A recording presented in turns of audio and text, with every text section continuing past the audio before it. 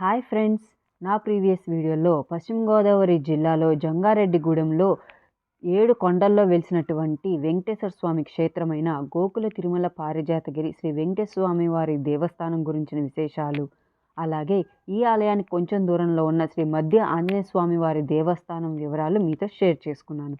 ఆ వీడియో లింకులు కింద డిస్క్రిప్షన్లో ఇస్తాను, తప్పకుండా చూడండి. ఇవి ఇప్పుడు ఎందుకు చెప్తున్నాను అంటే, మేము వేసిన ట్రిప్లో ఈ 2 ఆలయాలతో పాటు ద్వారకా, తిరుమల ఇంకా 2 ఆలయాలు సందర్శించాం. ఆ ఆలయ విశేషాలతో మీ ముందుకి వచ్చేసాను. Friends, welcome to my channel. వీడియోలోకి వెళ్ళే ముందు ఒక రిక్వెస్ట్ ఫ్రెండ్స్, నా వీడియోని పూర్తిగా చూడడం, లైక్ చేయడం, షేర్ చేయడం, మీ ఒపీనియన్ నా కామెంట్ రూపంలో తెలియచేయడం మర్చిపోకండి. మీరు లైక్ చేయడం, షేర్ చేయడం, కామెంట్ చేయడం వల్ల నా వీడియో మరికొంతమందికి రీచ్ అయ్యే అవకాశం ఉంటుంది. మేము వెంకటేశ్వర స్వామి దేవస్థానం, మధ్య ఆంజనేయ స్వామి వారి దేవస్థానం చూశాక మేము ద్వారకా తిరుమల, చిన్న తిరుపతిగా పిలువబడే ద్వారకా తిరుమల వెంకటేశ్వర స్వామిని దర్శించుకున్నాము. తర్వాత స్వామివారిని దర్శించిన తర్వాత తిరుగు ప్రయాణంలో ఇప్పుడు నేను మీకు షేర్ చేయబోయే ఈ ఆలయాన్ని మేము దర్శించాము. ఈ ఆలయం పేరు శ్రీ కుంకుళ్ళమ్మ వారి దేవస్థానం, రేణుకాదేవి దేవస్థానం అని కూడా అంటారు. ఇక్కడ అమ్మవారిని కుంకుళ్ళమ్మ, రేణుకాదేవి అని పిలుస్తారు. అమ్మవారి ఆలయానికి మనం చేరుకోవాలంటే ద్వారకా తిరుమల నుండి 1.8 కిలోమీటర్స్ దూరం ఉంటుంది.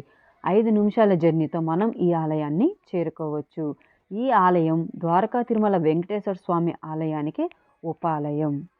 ఇక్కడ వెలిసిన కుంకుళ్ళమ్మ అమ్మవారు వెంకటేశ్వర స్వామికి సోదరి అని, వెంకటేశ్వర స్వామిని చిన్న తిరుపతిలో దర్శించిన తర్వాత ఇక్కడ ఈ అమ్మవారి ఆలయాన్ని, అమ్మవారిని సందర్శించాలని భక్తులు విశ్వసిస్తున్నారు. అష్టాదశ శక్తిపీఠాలు గురించి వివరాలు, ఎక్కడ ఉన్నాయి, ఎలా ఉంటాయి, అమ్మవారి స్వరూపం ఏంటి, అలాగే అమ్మవారి పేరు, అమ్మవారి యొక్క మంత్రం, అవన్నీ కూడా ఒక శిలాఫలకం రూపంలో చెక్కి చక్కగా భక్తులకి అర్థమయ్యే విధంగా ప్రచురించి ఉంచారు. ఈ ఆలయం చూడడానికి చిన్నగానే ఉన్న ఎంతో శుభ్రంగా, ప్రశాంతంగా ఉంది. ఇక్కడ మనం ప్రశాంతంగా కాసేపు మనం కూర్చొని అమ్మవారి సన్నిధిలో సమయాన్ని గడిపి మనం ముందుకి వెళ్ళొచ్చు. అమ్మవారిని మనం ఫ్రీగా దర్శించవచ్చు, లేదా అంతరాలయంలోకి వెళ్ళి కూడా దర్శించుకోవచ్చు. అష్టోత్తర శతనామ పూజలు, సహస్రనామ పూజలు, వాహన పూజలు, హోమాలు, ఇలాంటి కార్యక్రమాలు అన్నిట్లోనూ మనం ఇక్కడ అమ్మవారికి చేయవచ్చు, పాల్గొనవచ్చు. ప్రతి సంవత్సరం జరిగే శాకాంబరి ఉత్సవాలు, శరన్నవరాత్రులప్పుడు, కార్తీక మాసంలో, శ్రావణ మాసంలో ఇక్కడ కుంకుమ పూజలు, అమ్మవారికి ప్రత్యేక పూజలు నిర్వహిస్తూ ఉంటారు.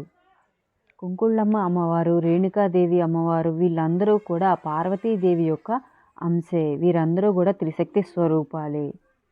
ఈ ఆలయానికి ఒక పెద్ద రాజగోపురం ఉంది. లోపల మొత్తం భక్తులు ప్రశాంతంగా అమ్మవారిని దర్శించి, అమ్మవారి సన్నిధిలో అన్నప్రాసన ఇలాంటి కార్యక్రమాలు చేసుకునేందుకు వీలుగా చక్కగా రేకుల షెడ్ అలాంటివి నిర్మించారు. అమ్మవారి చుట్టూ ప్రదక్షిణలు కూడా మనం ఇక్కడ చేసుకోవచ్చు.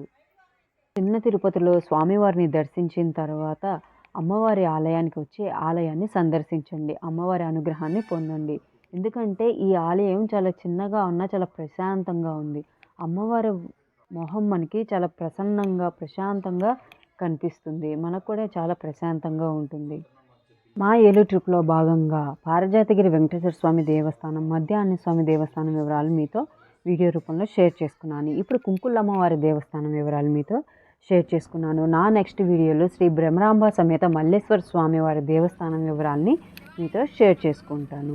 ఈ వీడియో మీ అందరికీ నచ్చిందనే అనుకుంటున్నాను. నా వీడియో నచ్చినట్లయితే నా వీడియోని లైక్ చేయండి, షేర్ చేయండి, మీ ఒపీనియన్ నాకు కామెంట్ రూపంలో తెలియచేయండి. Thank you for watching.